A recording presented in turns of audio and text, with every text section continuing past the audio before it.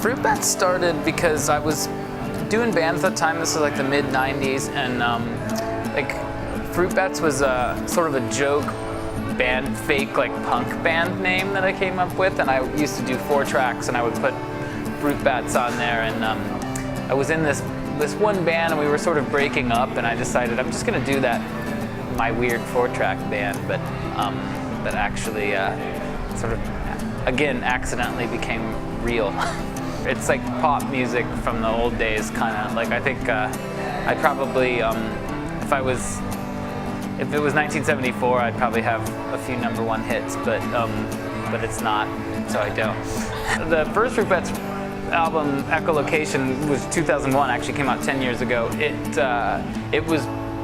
My writing style was very imagery based, and I was pretty hesitant about using my emotions in writing a little bit. Not for any reason other than I didn't think that was cool at the time, or it didn't feel right to me at the time. So I've become like a little bit more sappy as I've gotten older, I think. The new album it's a little bit of a concept album about just sort of about a little bit about road life, and I mean it's not a tight concept or anything, but it's about road life a little bit, and sort of hobos and down and out types, just sort of weird people living out in their cars. It's my first record really as a true West Coast person, so it's a very Northern California, Oregon record. I'm listening to tons of old stuff, tons of movie music, because I've been scoring movies lately. So I've been listening to some like newer composers like John Bryan and stuff like that. Sort of studying. I'm really like listening to stuff as a student right now. Like a lot of instrumental music, Hawaiian music. This guy Gabi Pahanui, who's a Hawaiian guitarist, who I really like right now. Scoring movies is different because it's way more collaborative.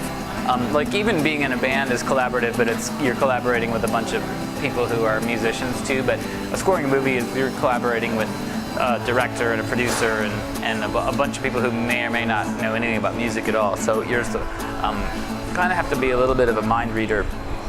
Sometimes it's an interesting exercise.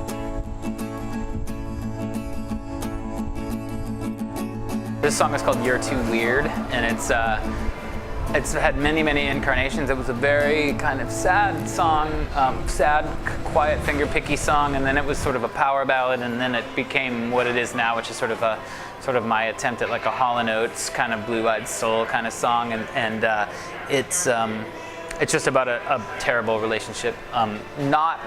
It's not autobiographical. It's looking from the outside in on something really sad.